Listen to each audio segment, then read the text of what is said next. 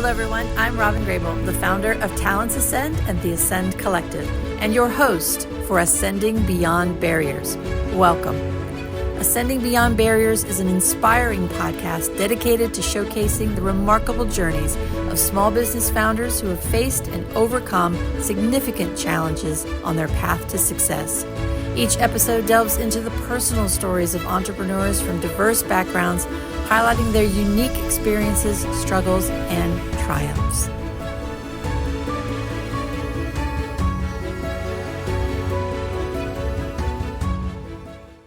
Today, I'm honored to invite back Beth Fynbo-Benike. She is an Army veteran, innovative entrepreneur, and founder of Busy Baby.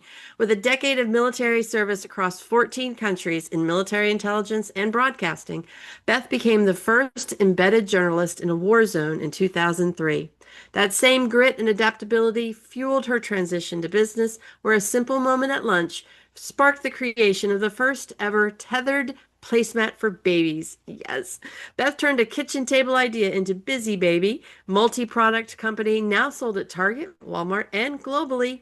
Featured on Shark Tank and twice named to the Inc. 5000, her success expands beyond baby products into stop-drop solutions for seniors and those with diverse abilities. A global operator, community advocate, and mentor to women entrepreneurs, Beth also speaks candidly on mental health, resilience, and veteran leadership in business. I'm just so you just spark so many things. I get so excited, Beth. So good to see you again. We first met 4 or 5 years ago, I think right after you were on Shark Tank, and reached out and connected, and you were on my original podcast back then. It was just voice. So it's good to see you, good to catch up and hear what's happening with Busy Baby. But let's start with your time in the Army. What was that experience like, being the first journalist embedded into a war zone? Wow. Yeah, it was an interesting situation. I mean, that was an interesting job anyway. If you think about it, who knew that being a broadcaster was actually a job in the military? Right? But the whole purpose of the American Forces Network, for those who don't know, is to provide American TV and radio programming to troops and others outside of the US, embassies, various different countries, ships at sea. And so I had an amazing, very fortunate job to be stationed in Livorno, Italy, which is right by Pisa, right on the Mediterranean. It was a vacation Nice. location for people stationed in Europe. And so a lot of my job was to go around to all the places that could go see, like the sites and events and places to go in Italy, and do stories so that we could run them as commercials in Europe to encourage people in Europe to come down and take vacation in Italy. Nice. So it was a really, really fun job until 9/11, which was the day that we all remember. I was live on the air doing a radio show Oh my God. and uploading these silly commercials into the TV box, and was able to see it happen in real time. It was live with Regis and Kelly at the time, Oh my God. and was the first person to have to announce that event to the people stationed where I was. Yeah. So that kind of shifted the job from being the fun loving job that it was into No something a little doubt. bit more serious. And in 2003, I was deployed to Kuwait and then moved into Iraq with a Chinook unit. Um, so Wow. that was an interesting time indeed. And No I was doubt. I was there actually with my brother. So he was stationed in Germany at the same time. He was a Wow. communications guy. And when I got off the truck in Kuwait, there was my brother helping unload the bags. And we got to hang Oh out my for a God. little while together That's for awesome.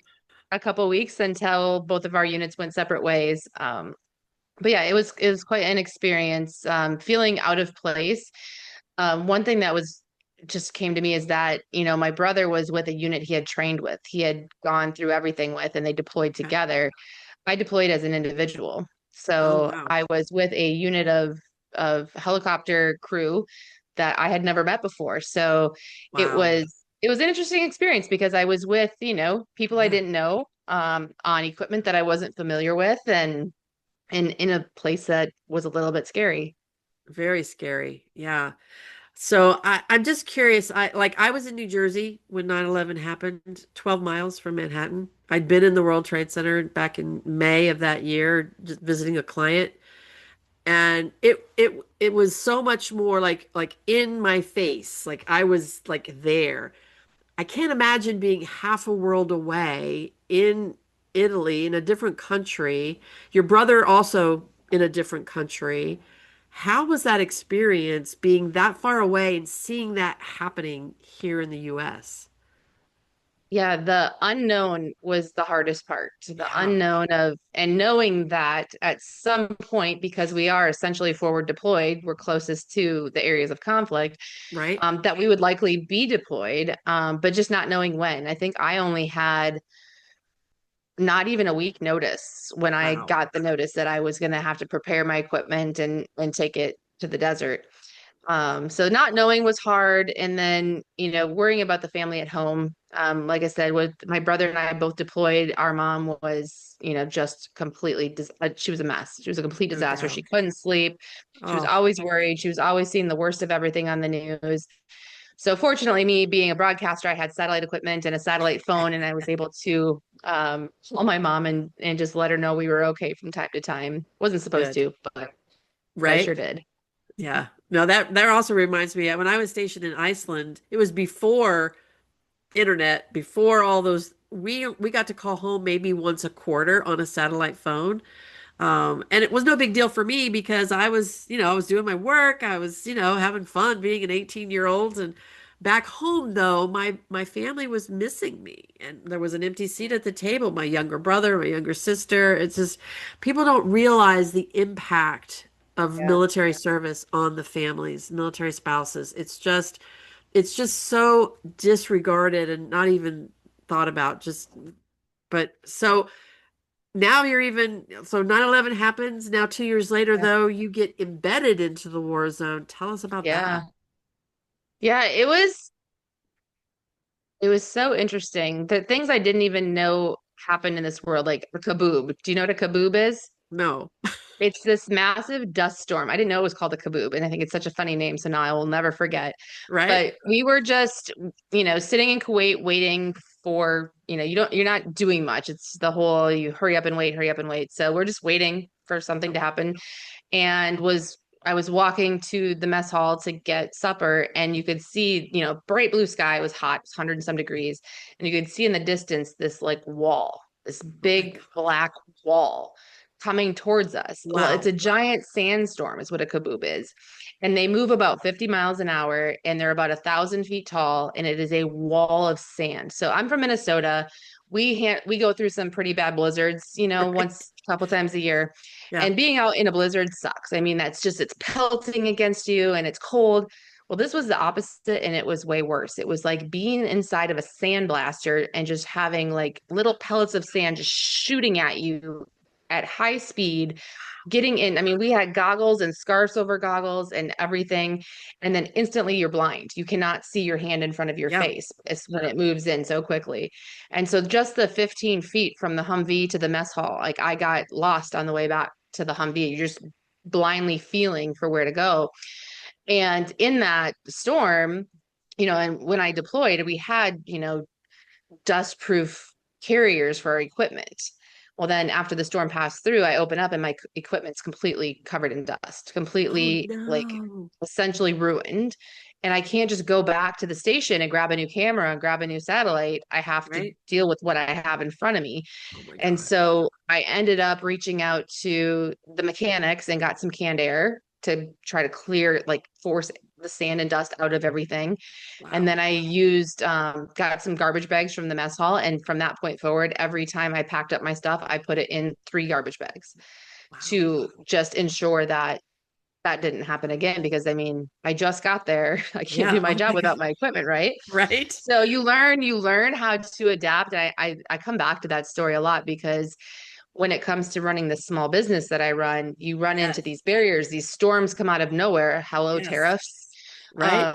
And you have to find a way to make it work. Like, what do you do when a storm just blazes in and knocks you off your feet? You have to figure out a way through. And so Oh, oh that was my a really God. valuable lesson. Yeah. And so that was an interesting story that I can just remember now. Um, I was with a Chinook unit, so I flew on missions, and with the pilots, we do pre-flight briefings. And there was a pilot who didn't feel comfortable having me on his mission because I was a woman. And in Wow. most other situations, I would probably fight that and say, I've been trained just as well as anyone. Yes. But when you're in a war zone, the Yeah. last person you want to make uncomfortable is the pilot of the aircraft that's flying into the war zone. So I ended up Yes. staying back from that mission. I was not essential. I was a videographer. I was not critical to the mission in any way. And that plane ended up getting shot down, and Oh, they had to set up a perimeter, and everybody came back safely 12 hours later. good. But, guardian angel watching out for me there. So it was a really interesting time being an Wow. embedded broadcaster. Yeah, no doubt. I mean, I can imagine being that too because I've had to fought for, I mean, when I went in the Navy in 1979, women weren't allowed to do certain roles just because we were female. And I Yeah. fought, like, if I have the skills, let me do it. So I probably would have been saying, no, let me go.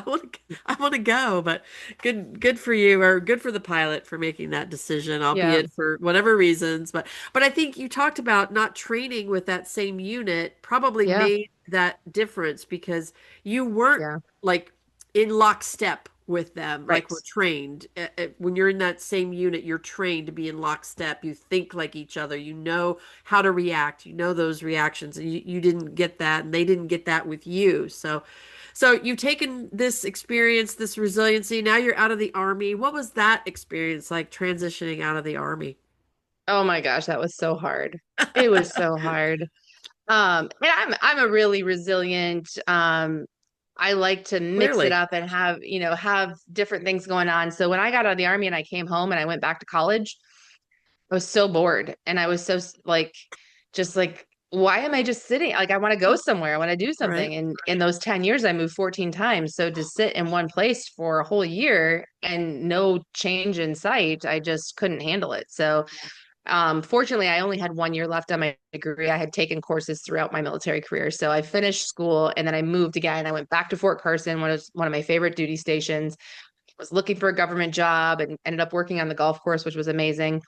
And then I moved to DC and took a contract job in DC for a while before finally, when my brother started his family in Minnesota, I moved back to be around family and settled in, got a real job, and worked 9 to 5 in this corporate job that had health benefits, which was nice to get back to having health benefits. As you Sure. know, in the military, you don't have to worry about that.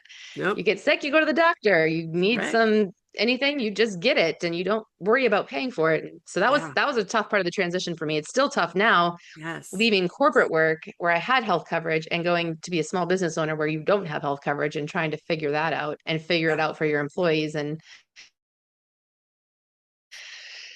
everybody else. So it was a tough transition. But I think what you're getting to also is during that time I met my husband Yeah. and I had a baby at the age of Wow. 40. So I was a very mature mom, and I had been in my career for a couple years already. So I had a house, I had some, disposable income. I can't imagine having a baby like as a young woman.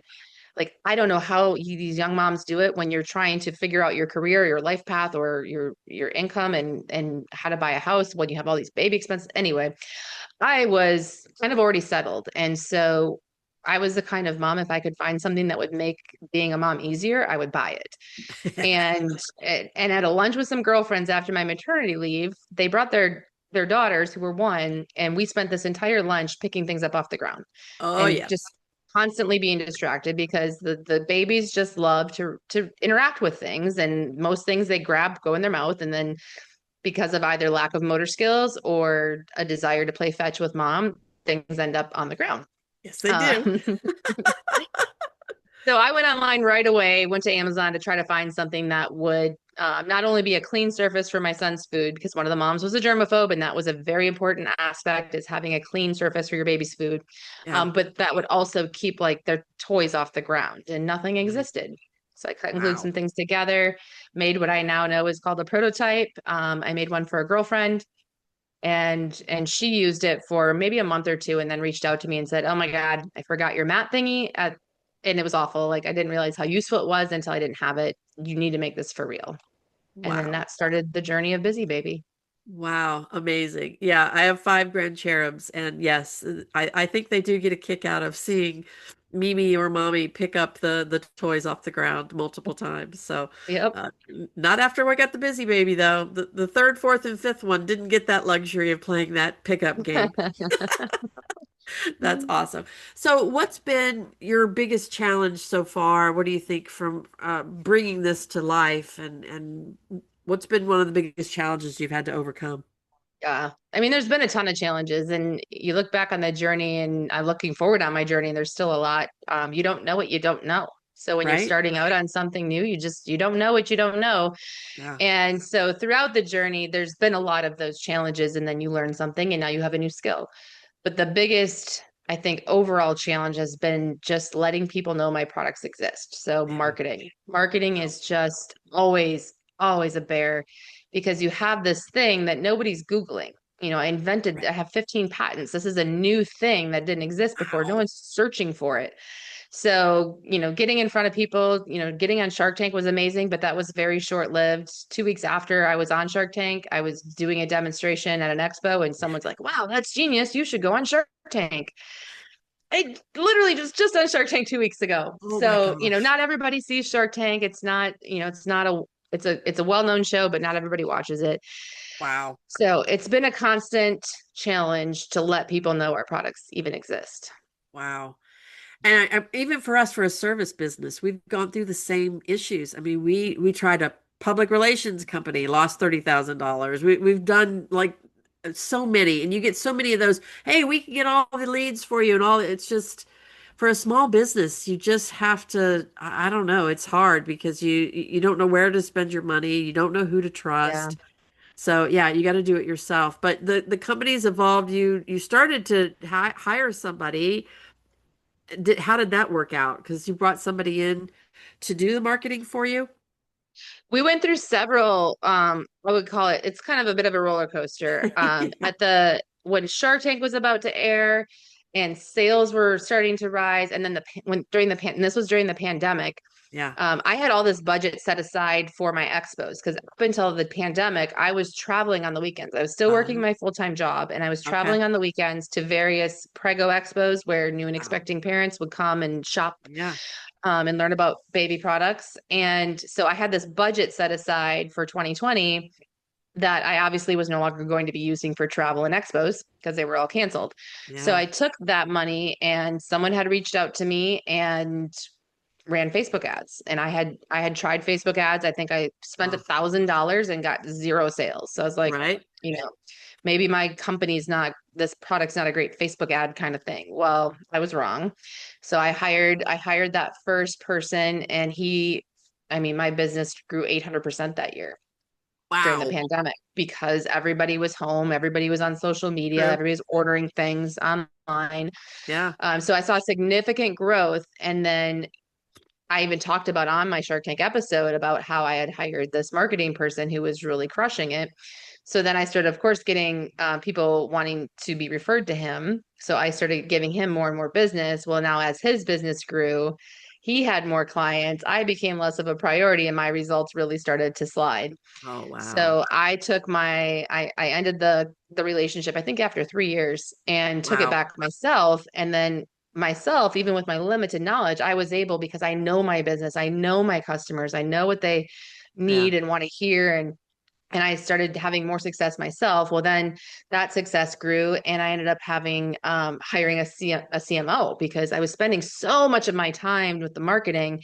And what I really wanted to focus on was the demand I was getting from aging and disabled Yeah. markets for Yeah. using our products for a completely different customer base. They didn't need to have it be such a baby product with the baby colors and stuff, but the Yeah. technology I have for my patents could be applied to this other market. And so when I hired the CMO, I kind of just like put everything in her lap and then went over to the product development side and didn't really keep an eye on it. And Oh about no.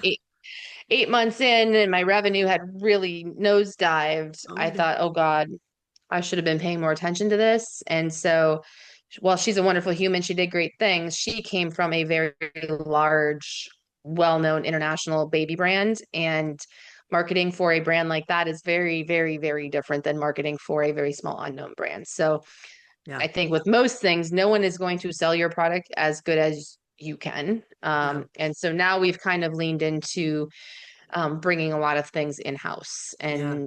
and I can keep an eye on it, and I'll get people started on something, let them do most of the work, and then I'll kind of tie it up at the end. And I'm not doing all of the work anymore like I used to, Yeah. but I still am connected and tied into it and coming up with those ideas. Yeah, we were talking offline. You have a 26, is it 20-60-20 process? Tell us about Yeah, that. I should come up with a better name for that. But essentially, I come up with the idea and I kind of do the first 20% of it. So sometimes I'll Okay. just go into Canva and I'll throw up an outline for an idea of, Okay. um, for example, we want to start reaching out to pediatric occupational therapists because we have so many people using our products in therapies with babies. So before I can go into, the elderly or otherly diverse able markets, I could just start working in that field within my own baby market, right? Oh yeah. So Okay. I came up with, I just kind of sketched something out on Canva saying, all right, let's do a search and find all the pediatric occupational therapists. Let's come up with this email flow that we'll send them. We'll get their addresses and maybe send like a few postcards. And then I gave that to my team, who then further developed, here's what the emails are going to say and look like, get the graphic design part of it done, do the data collection. And now I can go in, I can, just slight edits to make it how I like it, and then give it back to them and say, okay, execute. Love it. So it's, come up with, I do 20%, maybe 30% of the entire job, actually. They Yeah. do most of it. That's awesome. Because it still gets because I come up with a lot of ideas too. And it still gets your thought in there and Yeah. that process, but then they Yeah. do the tactical piece of it, Yeah. which you don't need to Yeah. spend your time on. Yeah. I So, also couldn't focus on that stuff for that long either. right? My Yeah. brain just wants to go to the next thing. I know. I'm sure my producer Neela is laughing right now because there was this situation came up last week, and I just said, "Can you just do this for me?" Because I look at it and I don't even want to like it's No, like not even it's a great sparking. idea. Yeah, I love my idea. Someone else yeah, should do this for me. yeah, exactly. So yeah, I've been there. So tell us about the new. So since 4 years ago in Shark Tank, you had the Yeah. mat. Tell us Yeah. what's been new since then. Oh my gosh, so much stuff is happening. So to make it long story short, my brother quit his job. He had gotten a corporate job. He quit and joined me in the business. And together we've expanded the product line. So we've Right. done that mostly by listening to our customers. They wanted a Excellent. smaller version of the mat. We gave them a smaller version of the mat. I actually came up with another invention, our teether and training spoon, which came from a teether my son used, which was my Venus razor handle. No Oh my blades on God. it, just the handle, but it was the best teether for him. Turns out he's on the autism spectrum and has ADHD. So now this product that I developed from him chewing on this razor handle is now being used as a chewy for kids with autism in special needs classrooms and in schools, which is really cool. And then, people complained about the suction cups not sticking to all surfaces. So we came up with a bib that you can use the same tether system. People wanted longer tethers. So we made these bungees that are longer, that work on your strollers and your wagon. So all products designed to keep babies things within reach and off the ground, at home and on the go. So we've expanded that product line. We got into Walmart, we got into Target, things were really starting to look up, and then we got hit by tariffs. So we've pivoted again. We just keep pivoting. The pandemic made me pivot. I had originally invented this product for restaurants, and then a pandemic hit. So Wow. pivot to home uses. Just got Okay. everything up and going, and started to see some growth and success in the US, and now tariffs happened. And so I think next week we're launching Busy Baby Korea, Yay! and hoping to continue that international expansion so that we can continue to exist and grow even when it's a little bit challenging to get our products into the US where we have our established market. Yeah. It's a way to stay alive and stay in business until things sort themselves out. Wow. Lots of good lessons in there. Lots of things that you've ascended beyond barriers for that our listeners can learn from. But I think it's a testament to your resilience that we've already talked about, certainly, and just you've got a dream and you're just going to carry it through, and which is absolutely amazing. Well, as we close out, because it's gone by so fast, we're out of time. Already? Okay. Right? I talked to you all afternoon, but tell us, if somebody's out there thinking of doing this journey, what's the one thing you would tell them to do first? Oh gosh, the first thing I would do before you spend any money, and depending on what your idea is, if you're a service-based business, look at your competition and see how you're different. Figure out how you are different, because it's okay. Competition is great. And actually, in this period, I know we have no time left, but in this period of turmoil, Yeah. my biggest competitors have been my biggest allies, because we're all trying to get through this together. Right. So competition is actually a great thing, but you want to stand out from your competition. So whatever your idea is, figure out what's the differentiator and how are you different. And if it's a product-based business, conduct a patent search, because just because the product doesn't exist on the market does not mean it is not already patented. This Ooh. is a lesson I learned in my early Oh. days. That's a story, I guess, for another time. But those would be my two biggest pieces of advice to start. That's amazing. Well, Beth, thank you for your service in the Army. Just thank you for And wearing you that too. uniform. Your military family. Oh my gosh, just thank you for all what you're doing to help busy moms out there with those little busy babies. So, Yeah. congratulations on the success. We'll look forward to watching you continue to grow, and we'll talk in another 4 years and see where Yeah, we're we'll at. have another catch. We'll have another catch up. It was good catching up with you, Robyn. You too, Beth. Take care.